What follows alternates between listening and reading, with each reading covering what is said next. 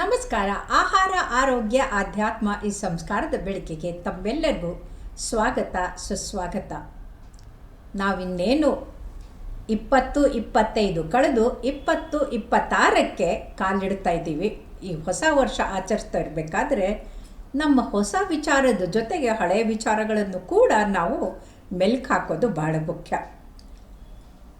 Julius ಸೀಸರು ಗ್ರಿಗೇರಿಯನ್ ಕ್ಯಾಲೆಂಡರನ್ನು ಪ್ರಾರಂಭ ಮಾಡಿದರು. ಆದರೆ ಅದರಲ್ಲಿ ನ್ಯೂನತೆ ಇದೆ ಅಂತ 1582ರಲ್ಲಿ ಪೋಪ್ ಜಾರ್ಜ್ 12 ಇವರು ಹೊಸ ಕ್ಯಾಲೆಂಡರನ್ನು ಪ್ರಾರಂಭ ಮಾಡಿ ಅದರಲ್ಲಿ ಲೀಪ್ ಇಯರ್ ಅಂತ ಸೇರಿಸಿದರು. ಅವರು ಯಾಕೆ ಜಾನ್ವರಿ 1ನೇ ತಾರೀಕಿನಿಂದ ಪ್ರಾರಂಭ ಮಾಡಿದರು ಅಂತಂದರೆ, ಆಗ್ತಾನೆ ಈಸ್ಟರ್ ಅಂತಂದರೆ ಜೀಸಸ್ ಕ್ರೈಸ್ಟನ್ನು ಕ್ರೂಸಿಫೈ ಮಾಡಿ ಅವರು ಪುನರುತ್ಥಾನ ಮಾಡಿದಂಥ ಈಸ್ಟರ್ ಹಬ್ಬವನ್ನು ಆಚರಿಸ್ತಾ ಇರ್ತಾರೆ. ಆ ಸಮಯದಲ್ಲಿ ಹೊಸ ವರ್ಷ ಬಂದರೆ ಚೆನ್ನಾಗಿರುತ್ತೆ, ಜನರಿಗೆ ಸಂತೋಷ ಆಗುತ್ತೆ ಅಂತ ಅವರು ಜಾನ್ವರಿ 1ನೇ ತಾರೀಕಿನಿಂದ ಹೊಸ ವರ್ಷವನ್ನು ಪ್ರಾರಂಭ ಮಾಡಿದರು. ಆದರೆ ದುರಂತ ಅಂದರೆ ನಮ್ಮ ಭಾರತದಲ್ಲಿ ಯುವಕ ಯುವತಿಯರು ಹಿನ್ನೆಲೆಯನ್ನು ಅರ್ಥ ಮಾಡ್ಕೊಳ್ಳದೆ ಈಸ್ಟರ್ ಹಬ್ಬನೂ ಮರೆತು ಪೋಪು ಯಾಕೆ ಮಾಡಿದರು ಅಂತಲೂ ಮರೆತುಬಿಟ್ಟು ರಾತ್ರಿಯೆಲ್ಲ ಕುಣಿದು ಕುಪ್ಪಳಿಸಿ ಬಿದ್ದು ವಾಂತಿ ಮಾಡಿಕೊಂಡು ತಲೆನೋವು ಮಾಡಿಕೊಂಡು ಹ್ಯಾಂಗ್ ಓವರ್ ಮಾಡಿಕೊಂಡು ಬೆಳಗ್ಗೆ ಜಾನ್ವರಿ 1ಕ್ಕೆ ಕಣ್ಣು ಬಿಟ್ಟರೆ ಅವ್ರಿಗೆ ಕಣ್ಣು ಬಿಡೋಕ್ಕೂ ಆಗಲ್ಲ. ಯಾಕಂತಂದರೆ ಇನ್ನೂ ಮಲಗಿರ್ತಾರೆ, ಸೂರ್ಯ ನೆತ್ತಿಗೆ ಬಂದರೂ ಇನ್ನೂ ಮಲಗಿರ್ತಾರೆ. ಇದು ದುರಂತ. ಯಾಕಂದರೆ ಪಾಶ್ಚಾತ್ಯರ ಅಂದ ಅನುಕರಣೆ ಮಾಡೋಕ್ಕೆ ಹೋಗಿ ನಮ್ಮ ಯುವಕ ಯುವತಿಯರು ಹಾಳಾಗ್ತಾ ಇರೋದು. ಅದು ತಪ್ಪಬೇಕು ಅಂದರೆ ಅವರಲ್ಲಿ ಅರಿವು ಮೂಡಿಸೋದು ಭಾಳ ಮುಖ್ಯ.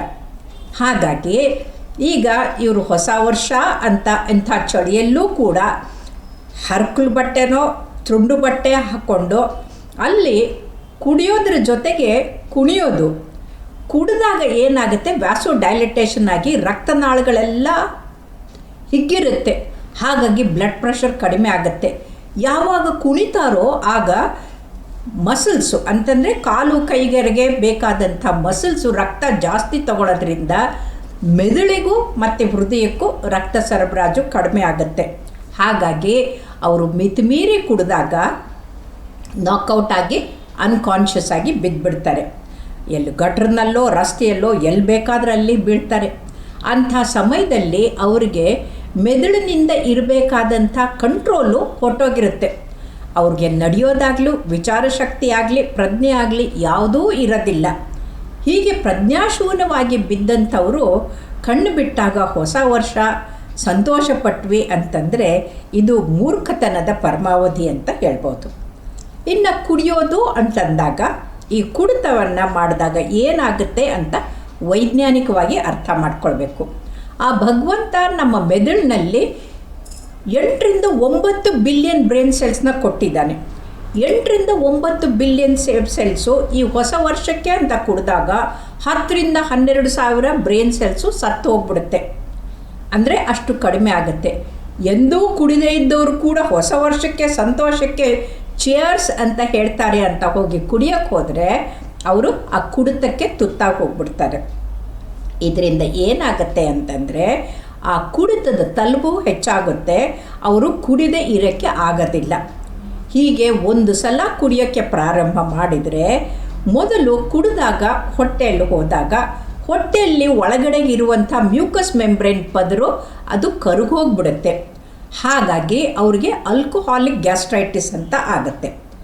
ನಂತರ ಅದು ಲಿವರ್ಗೆ ಹೋದಾಗ ನಮ್ಮ ಯಕೃತ ಈ ಆಲ್ಕೋಹಾಲು ಒಳ್ಳೆಯದಲ್ಲ ಅಂತ ಅದನ್ನು ಡಿಟಾಕ್ಸಿಫೈ ಮಾಡೋಕ್ಕೆ, ನ್ಯೂಟ್ರಲೈಸ್ ಮಾಡೋಕ್ಕೆ ತುಂಬ ಶ್ರಮ ಪಡುತ್ತೆ.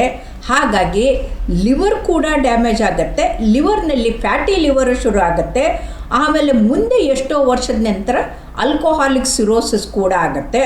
ಹೊಟ್ಟೆ ದಪ್ಪಗಾಗಿ ಹೊಟ್ಟೆಯಲ್ಲಿ ಅಸೈಟಿಸ್ ಅಂದರೆ ನೀರು ತುಂಬಿಕೊಳ್ಳುತ್ತೆ. ಕೈಕಾಲು ಸಣ್ಣಗಾಗ್ಬಿಡುತ್ತೆ. ಮುಖ ಬಾಗಿ ಚೀಕ್ಸ್ ಆಗಿಬಿಟ್ಟು ಕೆಳಗಡೆಗೆ ಕೆನ್ನೆ ಸೋರುತ್ತೆ. ಆ ಮುಖ ನೋಡಿದ ತಕ್ಷಣ ಕಣ್ಣು ಕೆಂಪಗಾಗಿರೋದು, ಕೆನ್ನೆ ಇದಾಗಿ ಜೋತು ಬಿದ್ದಿರೋದನ್ನು ನೋಡಿದರೆ ಆಮೇಲೆ ತುಟಿ ಮೇಲೆ ಕೀಲೋಸಿಸ್ ಅಂತಂದರೆ ಅಲ್ಲಿ ಡಿನ್ಯುಡೇಷನ್ ಆಗಿ ಹೋಗ್ಬಿಟ್ಟಿರುತ್ತೆ. ಸೊ ಆ ಮುಖ ನೋಡಿದ ತಕ್ಷಣ ಇವರು ಕುಡುಕರು ಅಂತ ಗೊತ್ತಾಗತ್ತೆ ನಮಗೆ. ಹಾಗೆ ಆಗೋದು ಅಲ್ಲದೆ ಹೃದಯಕ್ಕೆ ಕಾರ್ಡಿಯೋಮಯೋಪತಿ ಅಂದರೆ ಹೃದಯದ ಸ್ನಾಯುಗಳು ಕೂಡ ಆಲ್ಕೋಹಾಲ್ನಿಂದ ಡ್ಯಾಮೇಜ್ ಆಗುತ್ತೆ. ಅದಲ್ಲದೆ ಬ್ರೈನ್ ಸೆಲ್ಸು ಡೆತ್ ಆಗೋದ್ರ ಜೊತೆಗೆ ಕಣ್ಣು ಕೆಂಪಗಾಗತ್ತೆ. ಯಾಕೆ ಅಂತಂದರೆ ಈ ರಕ್ತನಾಳದಲ್ಲಿ ಹರಿಯುವಂಥ ಕೆಂಪು ರಕ್ತ ಕಣಗಳು ಈ ಆಲ್ಕೋಹಾಲ್ ಕಂಟೆಂಟ್ ಜಾಸ್ತಿ ಆದಾಗ ಅದರಲ್ಲಿ ರೋಲೆ ಫಾರ್ಮೇಷನ್ ಆಗಿ ಅವೆಲ್ಲ ಒಂದಕ್ಕೊಂದು ಅಂಟ್ಕೊಂಡ್ಬಿಡುತ್ತೆ. ಆ ಅಂಟ್ಕೊಂಡಾಗ ಅದು ಕ್ಯಾಪಿಲರಿಯನ್ನು ಕ್ಲಾಗ್ ಮಾಡಿ ಮುಚ್ಕೊಳ್ಳುತ್ತೆ. ಆವಾಗ ಇಂಟ್ರಾ ಕ್ಯಾಪಿಲರಿ ಪ್ರೆಷರ್ ಆಗಿಬಿಟ್ಟು ಅವು ರಪ್ಚರ್ ಆಗಿ ಹೋಗ್ಬಿಡುತ್ತೆ. ಆ ರಪ್ಚರ್ ಆದಾಗ ಟೈನಿ ಹೆಮರೇಜಸ್ ಆಗಿದ್ದು ಕಣ್ಣನ್ನು ಕೆಂಪಗೆ ಮಾಡುತ್ತೆ. ನಾವು ಕಣ್ಣನ್ನು ಬ್ರೇನನ್ನು ಕಿಟಕಿ ಅಂತಂತೀವಿ. ಅಂದರೆ ಕಣ್ಣಲ್ಲಿ ಏನು ಕಾಣುತ್ತೋ ಅದರ 100 ಪಟ್ಟು 1000 ಪಟ್ಟು ಬ್ರೈನ್ನಲ್ಲಿ ಡ್ಯಾಮೇಜ್ ಆಗಿರುತ್ತೆ. ಸೊ ಕಣ್ಣಲ್ಲಿ ಹೆಮರೇಜ್ ಆದಂಗೆ ರಕ್ತಸ್ರಾವ ಆದಂಗೆ ಮೆದುಳಿನಲ್ಲೂ ಕೂಡ ರಕ್ತಸ್ರಾವ ಆಗಿರುತ್ತೆ. ಹಾಗಾಗಿ ಬ್ರೈನ್ ಸೆಲ್ಸ್ ಕೂಡ ಡ್ಯಾಮೇಜ್ ಆಗುತ್ತೆ. ಸೊ ಕುಡಿದಾಗ ಅವ್ರಿಗೆ ಸರಿ ತಪ್ಪಿನ ವಿವೇಚನೆ ಕಳ್ಕೊಂಡಿರ್ತಾರೆ. ಆದ ಕಾಲ ಕ್ರಮೇಣ ಅವರು ನಿವೃತ್ತಿ ಆಗುವ ಮೊದಲೇ ಬುದ್ಧಿ ಭ್ರಮಣೆ ಆಗಿ ಹೋಗ್ತಾರೆ. ಬರೀ ಕುಡಿತದು ಆದರೆ ಅಷ್ಟೇ ಅಲ್ಲ, ಇವತ್ತಿಗೆ ಹೆಣ್ಣು ಮಕ್ಕಳು ಕುಡಿಬೇಡ ಅಂತ ಗಂಡಸರಿಗೆ ಕೈ ಹಿಡಿದು ಅಮ್ಮ ಆಗಿ ಅಕ್ಕ ಆಗಿ ಹೆಂಡತಿಯಾಗಿ ಹೇಳಬೇಕಾದವರು ಅವರೇ ಕುಡಿಯೋಕ್ಕೆ ಪ್ರಾರಂಭ ಮಾಡಿದ್ದಾರೆ. ಇದರಿಂದ ಏನಾಗ್ತಾ ಇದೆ ಅಂದರೆ ಗಂಡಸರಿಗೆ ಆಗೋಕ್ಕಿಂತಲೂ ಹೆಚ್ಚು ದುಷ್ಪರಿಣಾಮ ಹೆಣ್ಮಕ್ಳಿಗಾಗತ್ತೆ. ಯಾಕಂದರೆ ಹೆಣ್ಮಕ್ಳ ಲಿವರು ಗಂಡಸರಿಗಿಂತಲೂ ಚಿಕ್ಕದು. ಹಾಗಾಗಿ ಎಷ್ಟು ಆಲ್ಕೋಹಾಲನ್ನು ಕಡಿಮೆ ಮಾಡಬೇಕೋ ಅಷ್ಟು ಮಾಡೋಕ್ಕಾಗ್ದೇ ಅವ್ರಿಗೆ ಹೆಚ್ಚು ಫ್ಯಾಟಿ ಲಿವರು ಸಿರೋಸಿಸ್ಸು ಆಗೋದು ಜಾಸ್ತಿ. ನಾವು ಕೇಳಿದ್ದೀವಲ್ಲ, ಮೀನಾ ಕುಮಾರಿ ಸತ್ತಿರೋದೇ ಈ ಆಲ್ಕೋಹಾಲಿಕ್ ಸಿರೋಸಿಸ್ನಿಂದ.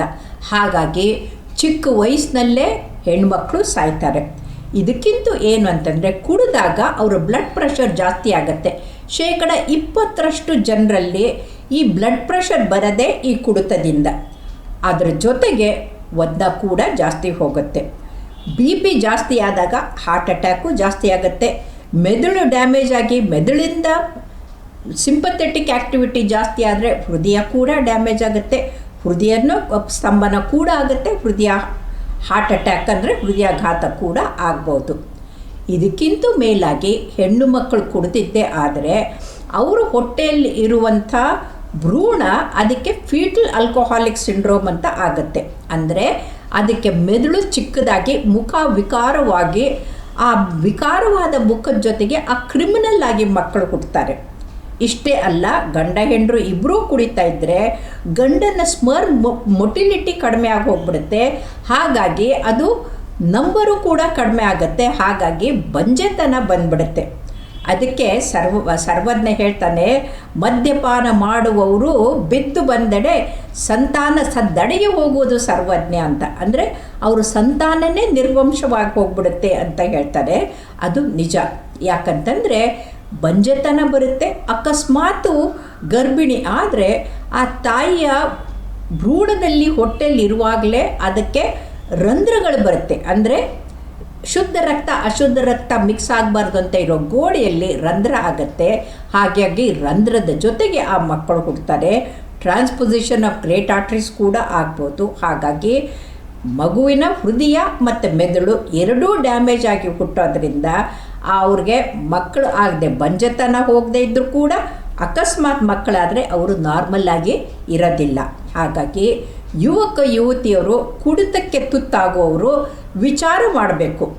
ಅವರು ತಮ್ಮ ಆರೋಗ್ಯವನ್ನು ಹಾಳು ಮಾಡಿಕೊಂಡು ತಮ್ಮ ಮುಂದೆ ಹುಟ್ಟುವ ಮಕ್ಕಳ ಆರೋಗ್ಯವನ್ನು ಹಾಳು ಮಾಡುವಂಥ ಈ ದುಶ್ಚಟವನ್ನು ಅದು ಹೊಸ ವರ್ಷದ ಹೆಸರಿನಲ್ಲಿ ಕಲಿಯೋದು ಎಷ್ಟು ತಪ್ಪು ಅಂತ ಅವರು ಅರ್ಥ ಮಾಡ್ಕೊಳ್ಬೇಕು.